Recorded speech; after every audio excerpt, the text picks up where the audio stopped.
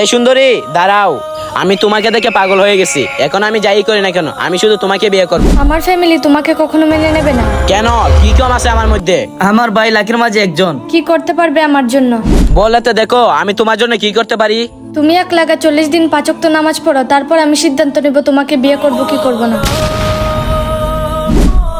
এই দাঁড়ান, আমার একটা কথা শুনে যান।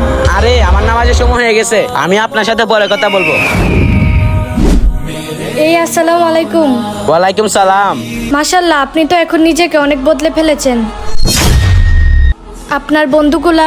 যখন থেকে আপনি আমাকে মসজিদের রাস্তা দেখিয়েছেন তখন থেকে নামাজে আল্লাহর জন্য অনেক ভালোবাসা জন্ম নিয়েছে, যে এখন আর খারাপ মানুষের সাথে মিশতে মন চাই না। আমি আপনাকে ভালোবাসার কথা জানিয়েছি, এখন যদি আপনি নাও করে দেন তাহলে আমার মনে কোনো আফসোস নেই, কারণ আমার মনে আল্লাহর জন্য অনেক ভালোবাসা জন্মেছে। আপনার মতো নেককার ছেলে আমি খুঁজতেছি।